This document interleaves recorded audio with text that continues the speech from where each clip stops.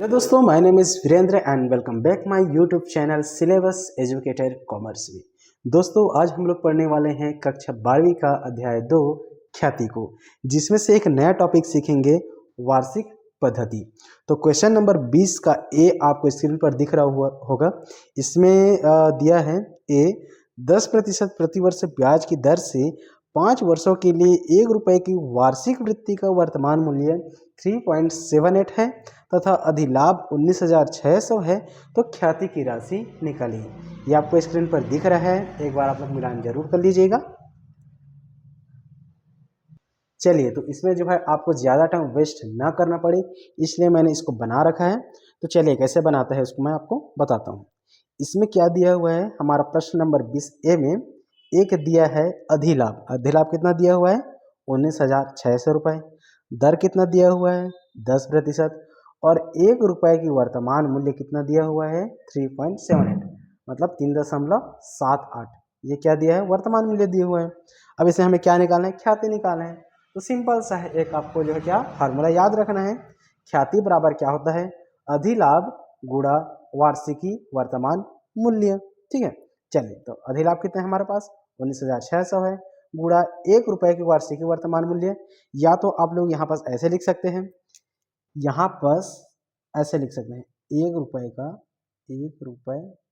का वार्षिकी वर्तमान मूल्य, ऐसे भी आप लोग देख सकते हैं। ठीक है, बराबर अधिलाभ कितना है? 19,600, गुणा कितना हो जाएगा? 3.78, तो कितना आ जाएगा? 74,088 रुपये। ये आपका क्या हो जाएगा? आंसर। चलिए दोस्तों, अब इसी में से हम लोग आगे देखेंगे। प्रश्न नंबर 20 का बी आपको स्क्रीन पर दिख रहा होगा। इसमें दिया है एक फर्म की विनियोजित पूंजी 3 लाख है, सामान्य लाभ की दर 10% दिया हुआ है और 1 रुपये का 3 वर्ष का 10% दर से वर्तमान मूल्य कितना दिया हुआ है? 2.48685 है। 3 वर्ष का औसत लाभ 34,000 है। वार्षिकी विधि से ख्याति मूल्य ज्ञात कीजिए। एक बार आप लोग मैच जरूर कर लीजिएगा। क्वेश्चन नंबर 20 का बी है। तो चलिए दोस्तों, इसको भी मैं बताता हूँ कि इसको कैसे बनाना है। क्वेश्चन नंबर 20 का बी, इसमें क्या क्या दिया है उसको पहले लिख लेते हैं। दिया है विनियोजित पूंजी कितना दिया हुआ है? 3 लाख रुपए। सामान्य लाभ की दर कितना दिया हुआ है? 10%। 1 रुपये की वर्तमान मूल्य कितना दिया हुआ है? 2.48685 दिया हुआ है। औसत लाभ हमारे पास कितना है? 34,000 रुपये। अब देखो, हमें क्या ख्याति अगर हम लोग निकालना है वार्षिक वर्तमान मूल्य से, तो हमें क्या चाहिए? ख्याति बराबर अधिलाभ गुणा 1 रुपये का वार्षिक वर्तमान मूल्य। तो 1 रुपये का वार्षिक वर्तमान मूल्य हमारे पास दिया हुआ है, तो हमें क्या निकालना है? अधिलाभ। कैसे भी करके हमें अधिलाभ निकालना है। तो हमारे पास क्या दिया हुआ है? एक विनियोजित पूंजी दिया हुआ है। तो जब भी विनियोजित पूंजी दिया रहता है तो हम लोग क्या निकाल सकते हैं? सामान्य लाभ निकाल सकते हैं। तो चलिए निकालते हैं। सामान्य लाभ बराबर क्या होगा? विनियोजित पूंजी गुणा दर बटा 100 हो जाएगा। तो विनियोजित पूंजी हमारे पास कितना है? 3 लाख रुपए है। तो उसी को हम लोग आगे जैसे करेंगे। 3 लाख गुणा दर कितना दिया है? 10%। दर बटा 10 बटा कितना हो जाएगा? 100। एक जीरो यहाँ से कट गया, एक जीरो यहाँ से, एक जीरो यहाँ से कट गया, एक जीरो यहाँ से, कितना बचा? 30,000। मतलब सामान्य लाभ हमारा कितना निकल के आ गया? 30,000 रुपये हमारा सामान्य लाभ निकल गया। चलिए, 30,000 यहाँ से सामान्य लाभ निकल के आ गया। अब अधिलाभ निकालेंगे, क्योंकि हमारे पास औसत लाभ भी है और सामान्य लाभ भी है। तो अधिलाभ अब हम लोग निकाल सकते हैं। अधिलाभ बराबर क्या होता है? औसत लाभ माइनस सामान्य लाभ होता है। तो औसत लाभ हमारे पास कितना है? 34,000। इसको यहाँ पर लिख देंगे। माइनस सामान्य लाभ कितना है? अभी निकाले हैं कितना? 30,000। 30,000 इसी को हम लोग यहाँ लिख देंगे। तो 34,000 में 30,000 घटा दो, कितना आ गया? 4,000 रुपये हमारा अधिलाभ निकल के आ गया। अब जब हमारे पास अधिलाभ निकल के आ गया, तो अब हम लोग ख्याति निकाल सकते हैं। ख्याति बराबर अधिलाभ गुणित 1 रुपये का वार्षिकी वर्तमान मूल्य कर देंगे। अधिलाभ कितना है? 4,000 गुणा 1 रुपये का वार्षिकी वर्तमान मूल्य कितना है? 2.48685। इसको यहाँ पर लिख देंगे। गुणा कर देंगे तो कितना जाएगा? 9,947.40।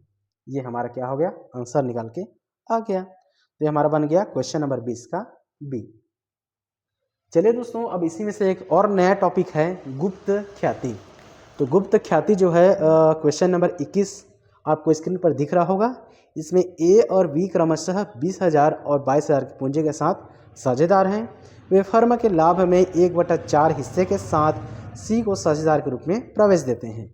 सी अपने हिस्से की पूंजी के रूप में 26,000 लाता है। सी के प्रवेश पर गुप्त ख्याति की गणना कीजिए। तो चलिए दोस्तों देखते हैं, इसको भी मैंने यहाँ पास बना रखा है 6 गुप्त ख्याति करके है, हिडन गुडविल बोलते हैं इसको। प्रश्न नंबर कितना है 21। तो गुप्त ख्याति की गणना कैसे की जाती है।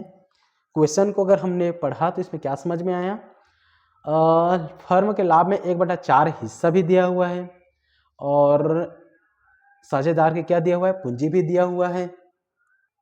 और इसमें क्या दिया हुआ है, सी जो है क्या हुआ है, प्रवेश करता है 1/4 हिस्से के साथ। सी अपने पूंजी के रूप में 26,000 लाता है। ठीक, तो जब भी नया साझेदार ऐसा लाता है तो हमें क्या निकालना रहता है, गुप्त ख्याति अगर निकालेंगे तो गुप्त ख्याति की गणना इस तरीके से होता है। लाभ का हिस्सा जितना वो लाया है वो और जितना पूंजी लाया है वो, इन दोनों के आधार पर हमें क्या निकालना रहता है, फर्म की पूंजी निकालना रहता है। तो लाभ का हिस्सा कितना लाया है 1/4 और पूंजी कितना लाया है 26,000 लाया है। तो चलिए इसको अगर हम लोग सॉल्व करें, 1/4 और 26,000 है, इसको हम लोग तिर्यक गुणा करेंगे, है ना। तो 26,000 के नीचे कुछ नहीं है, मतलब बटा क्या है 1 है। तो अगर हम लोग इसको गुणा करें तो 1 का अगर 1 से गुणा करें ऐसे तिर्यक, तो 1 1 1 हो जाएगा। और 26,000 को अगर 4 से गुणा करें तो कितना आ जाएगा 1,04,000 रुपये। तो फर्म की पूंजी कितना निकल के आ गया, 1,04,000 रुपये हमारा फर्म की पूंजी निकल के आ गया। अब इसके बाद हम लोग आगे इसमें हम लोग क्या करेंगे, जितने भी साझेदार हैं उसका हम लोग टोटल पूंजी कर लेंगे। ठीक है, तो कुल साझेदार की पूंजी कितना है, ए प्लस बी प्लस सी। कुल साझेदार की पूंजी कितना निकल के आ गया, 26,000 ए के पास है, बी के पास है 22,000 और सी कितना लाया है 26,000। टोटल कर लेंगे तो कितना जाएगा 74,000 रुपये कुल साझेदारों की पूंजी आ जाएगी। कुल साझेदारों की पूंजी कितना हो गया 74,000 और फर्म की पूंजी कितना निकला है 1,04,000 रुपये। ठीक है दोस्तों, चलिए अब हम लोग गुप्त ख्याति निकाल सकते हैं। तो गुप्त ख्याति बराबर क्या होता है, फर्म की पूंजी माइनस साझेदारों की कुल पूंजी। तो फर्म की पूंजी कितना आया है 1,04,000 माइनस साझेदारों की पूंजी कितना है 74,000, दोनों को घटा देंगे तो कितना आ जाएगा 30,000 रुपये गुप्त ख्याति निकल के आ गया।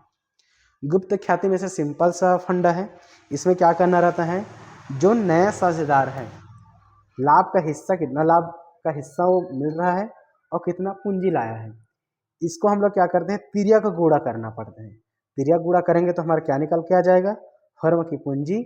और फर्म की पूंजी निकलने के बाद हम लोग कुल साझेदार की पूंजी निकालेंगे। तो कुल साझेदार की पूंजी टोटल साझेदार की पूंजी को जोड़ लेंगे, फिर गुप्त ख्याति निकालेंगे। तो गुप्त ख्याति बराबर क्या होता है, फर्म की पूंजी माइनस कुल साझेदारों की पूंजी। तो माइनस कर देंगे तो कितना आ गया 30,000 रुपये हमारा क्या निकल के आ गया, गुप्त ख्याति निकल के आ गया। चलिए दोस्तों, अब इसी में से हम लोग एक और नया टॉपिक है, विभिन्न विधियों से ख्याति की गणना। विभिन्न विधियों मतलब इसमें सब विधि को मिला करके जो है हमें क्या कर रहे हैं, ख्याति की गणना को निकालने हैं। तो क्वेश्चन नंबर 22 आपको स्क्रीन पर दिख रहा होगा। इसमें दिया हुआ है एक व्यापार ने औसत लाभ 1 लाख पिछले वर्षों में कमाया और इस प्रकार के व्यवसाय में सामान्य आय की दर 10% है, ख्याति की गणना कीजिए। अब देखो दोस्तों, ख्याति की गणना क्या क्या दिया है, पहला अधिलाभ की पूंजीकरण पद्धति द्वारा निकालना है और दूसरा क्या है, अधिलाभ विधि द्वारा यदि ख्याति का मूल्यांकन 3 वर्षों के क्रय के आधार पर किया जाता हो, व्यापार की संपत्ति 10 लाख और दायित्व 1,80,000 दिया हुआ है। तो हमें 2 अलग अलग मेथड से बनाना है। ठीक है दोस्तों, चलिए तो एक बार क्वेश्चन को आप लोग मिलान जरूर कर लीजिएगा। तो चलिए दोस्तों, आपका टाइम वेस्ट ना हो इसलिए मैंने यहाँ पर डायरेक्ट बना रखा है, विभिन्न विधियों से ख्याति की गणना। अब इसको कैसे बनाते हैं और कैसे कैसे करेंगे तब आंसर आएगा, इसको आगे मैं आपको बताते जाता हूँ।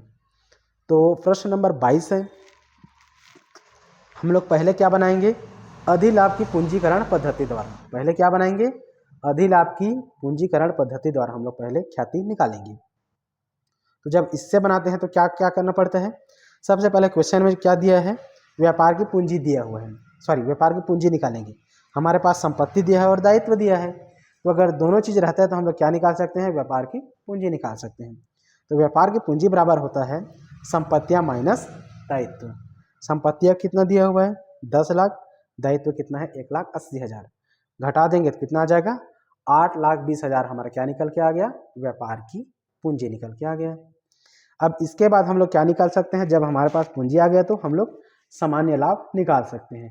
तो सामान्य लाभ बराबर क्या होता है, विनियोजित पूंजी गुणित दर बटा 100 होता है। तो यहाँ पर देखो विनियोजित पूंजी हमारा कितना है 8,20,000, यहाँ 8,20,000 कर दिए, गुणा दर कितना दिया हुआ है 10% दिया हुआ है, तो 10/100 कर लिए।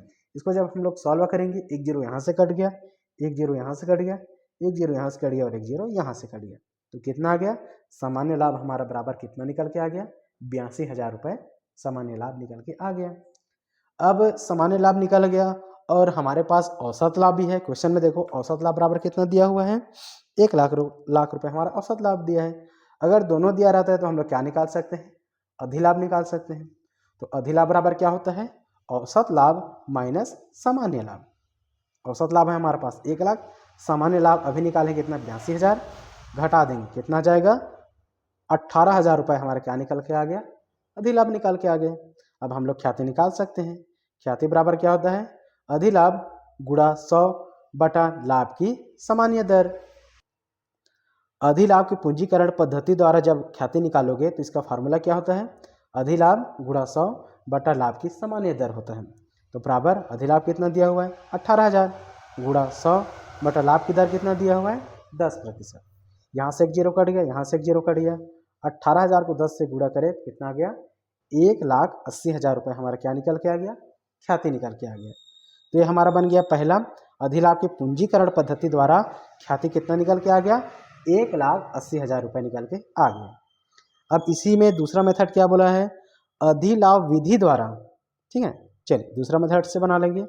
अधिलाभ विधि द्वारा जब भी अगर हम लोग बनाएंगे तो इसमें क्या क्या करना पड़ता है, देखो अधिलाभ हमारा कितना दिया हुआ है 18,000, और क्या इसमें क्या बोलते हैं क्रय वर्ष दिया हुआ है क्या, तो हाँ दिया हुआ है, तो और आसान से बन सकता है। देखो ख्याति बराबर क्या होता है, अधिलाभ गुणा क्रय वर्ष। तो अधिलाभ हमारे पास है 18,000, गुणा कर दें कितना, क्रय वर्ष। क्रय वर्ष से कहाँ से कितना है, 3 वर्ष के लिए है, तो 3 से हम लोग गुणा कर देंगे, तो 18 तिया 54,000 रुपये। अधिलाभ कहाँ से आया, देखो यहीं से आया है, ये सब तो करना ही पड़ेगा, ठीक है।